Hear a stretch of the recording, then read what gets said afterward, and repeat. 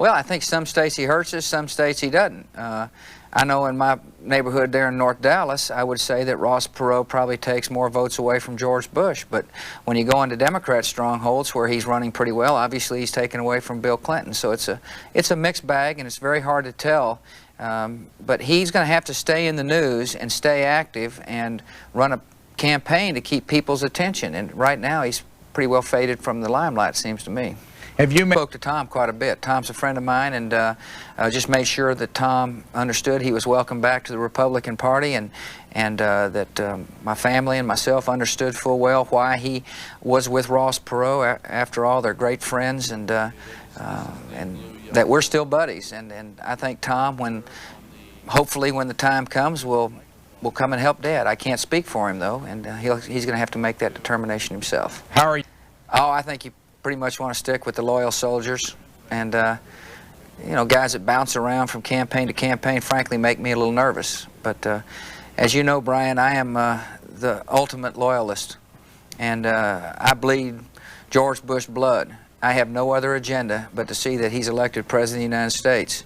And so I get a little nervous when people kind of hop around and badmouth the old man when things are bad, and kind of for him when times are good. And I like to see people, soldiers that are willing to stay by our man regardless of good or bad times. So a fellow like Ed Rollins, frankly, would make me a little nervous. Did Tom Luce explain it to you? No, I really didn't ask Tom about Mr. Perot's motivations. I suspect that the reason he was running is he sensed this wave of discontent, and has got the type of personality that was able to capture the imagination of a lot of those people who are discontented.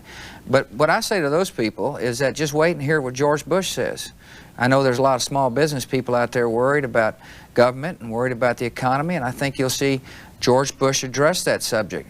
And on the other hand, if the small business people pays attention to what Bill Clinton says, they will realize that Bill Clinton's going to tax them out of existence. I mean, flat run them out of business when he imposes his health care tax on them. So those are the kind of contrasts we're going to have to make over the next 80 days, Brian. And when I think people listen to what's on George Bush's mind and in his heart versus the philosophy of the other people, Ross Perot type voters will come back to George Bush.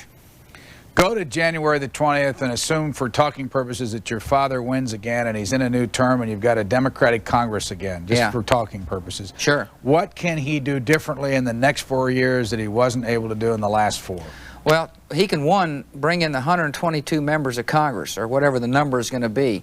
Republican or Democrat, forget it. They're going to be reform-minded people and say, look, I've been reelected on reform, you've been elected on reform, let's get together and make sure we reform this government. And you'll see the campaign rhetoric begin to escalate on reform of government. And a lot of these people running for Congress, regardless of their party, are going to be reformists because that's the mood of the country. And I think what he'll do is capture the new Congress, the huge turnover that's in place, and convince them to adopt a reform package. What do you think of Jim Baker coming back? I think it's great. I think that Jim Baker has been one of my dad's best friends. He's been his best political ally. Every campaign George Bush has ever run, with the exception of the 1964 senatorial race here in Texas, Jim Baker's been at his side. And I think it's just wonderful that his best buddies by his side again at White House and the campaign are all elated with the change, and I think it really matters. But again, if he wins, then what does Jim Baker do? And if you expect him to leave the White House again, you need another chief of staff? I don't know, Brian. I suspect that Jim Baker will do whatever he wants to do if he wins again. But what would you... Jim Baker would do, or what Dad would do? No, just basically what your father would do.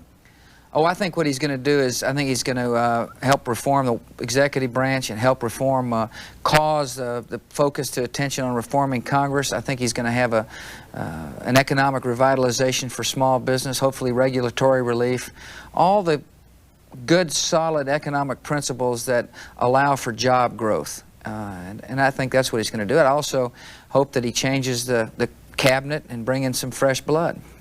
Last time we talked, you said you might run for governor in this state. No, I think you said I might run for governor. I don't think I said that. Okay. I think I asked you that. Oh, I'm sorry. Are you still thinking about it? Not really. I'm focused on George Bush and the pennant. And right now, I got to tell you that George Bush's election looks a little better than the pennant, believe it or not. We're struggling for the Texas Rangers. What's wrong with the Rangers? I guess management, ownership. No, I don't know. We're not hitting the ball. Our stars, frankly, just didn't have good years. Julio Franco was hurt. Ruben Sierra drove in 8 RBIs in July, and Rafi Palmeira has hit in 260. And last year, those 3 guys were 3, 4, and 5 in hits in the American League. And when you take that kind of offensive firepower out of the middle of your lineup, it's really hard to compete in a tough division. So how do you keep... I think that the biggest thing Texas must do is to end the post-Vietnam War syndrome, which blames others for society's ills. All policy in Texas must say to each and every individual, you're accountable for your behavior, which means changing a juvenile justice system to hold people accountable for what they do. It means changing a welfare system so that people are accountable for their behavior. It means changing an education system so that people are held accountable at the local level for schools. It means changing a child support collection system so that deadbeat dads and the few deadbeat moms are held accountable for their behavior as well.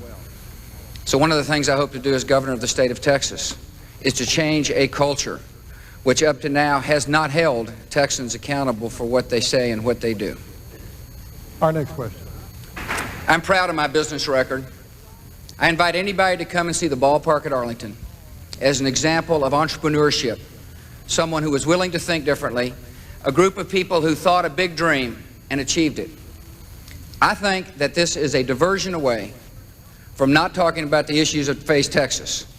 I want to discuss welfare, education, I want to discuss the juvenile justice system, and I think an attempt to smear my business record is simply a diversion away from trying to determine what's best for Texas. Listen, if Texans are happy with the status quo, if Texans want someone who has spent her entire adult life in politics, they should not be for me. But if Texans are interested in a brighter future, in one in which they will have a governor who is not constrained by the current ways of doing things in Austin, Texas, then they ought to give me a chance to be the governor. Let me just say office, Paul. I mean, I'm only telling you the way the facts are. I'm not proud of the fact that I got whipped in '78. I did come in second in a 2-man race. Here's my point. My point is that if you want someone to think the way it's been all along in Austin, they should not be for me. I am not happy with the welfare system. I think we need to reform the welfare system to end dependency upon government. I am not happy with the fact that nothing has happened in the juvenile justice code in our state. We have children who do not fear the consequences of the law in the state of Texas because nothing has been done to change a code which is outdated, outmoded, and totally ineffective. I want to decontrol the school system of the state of Texas. I believe that the only way to achieve excellence in the classrooms of the schools of Texas is to free teachers and parents and principals from the constraints and rules of the Texas Education Agency. I am not a fine-tuner, and therefore the fact that I haven't held political office, in my opinion, gives me the freedom to think differently than someone who has spent her entire career in public office. Governor, people say, how come the lottery money is not going only to the school children of Texas? All government must be open and honest. All government must be open and honest. And the fact that the lottery money does not go to the school children of Texas upsets Texans because they feel like their government misled them.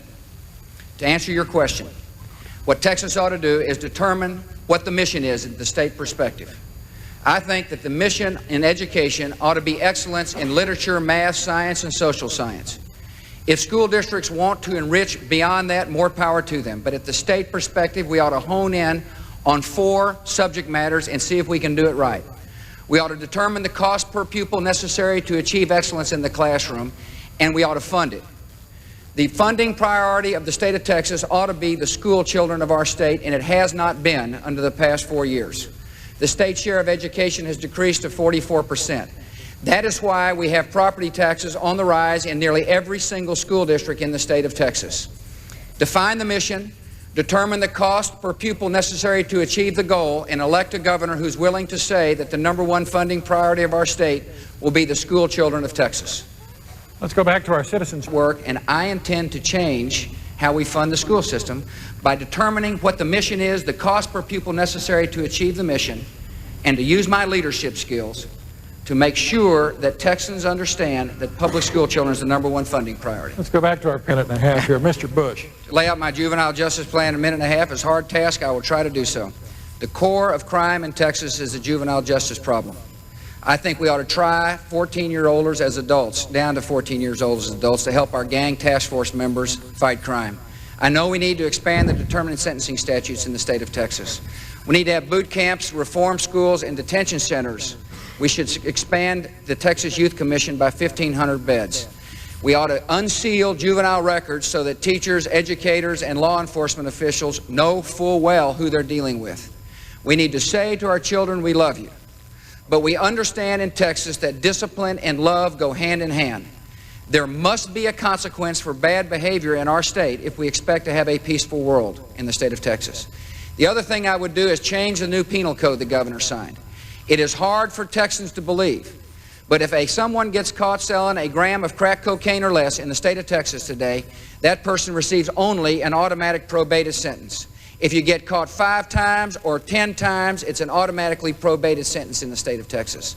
It sends the wrong signals to our criminals, it will crowd our courts, and it will put our law enforcement officials at unnecessary risk. Governor Richards, please. 17. I don't think it passed the Supreme Court test. I know this, though. I know that in Texas we need to lower the age at which children can be tried as adults. It's a sad admission to make. But it has to happen if we're going to do the job of government, which is to keep the streets of Texas safe. One of the woeful neglects of the past 4 years, we can quote all kinds of statistics and try to make the picture look as pretty as it can, nothing has been done to change a juvenile justice system that is sending the wrong signals to our children in the state of Texas. And we must change it. Let's go to Wayne Slater with the Dallas Morning News for the next question. Wayne, my business career is open for public scrutiny, and I'm proud of it. I stole Harkin shares, and what you ought to be asking me is, why did you sell at 4 when 13 months later the stock price was 8? That stock sale was completely investigated by the Securities Exchange Commission, and they found no wrongdoing. This business about trying to diminish my personality based upon my business career is frankly astounding to me. Now, here we are in the middle of a political campaign. The incumbent governor of the state of Texas is spending all her money on TV trying to make me something I'm not. We ought to be discussing welfare reform, juvenile justice, education, ways to make Texas a better place for our children. But to answer your question specifically, I've had a good business career, and I'm not running away from it. Mr. I want to ask one. Go ahead.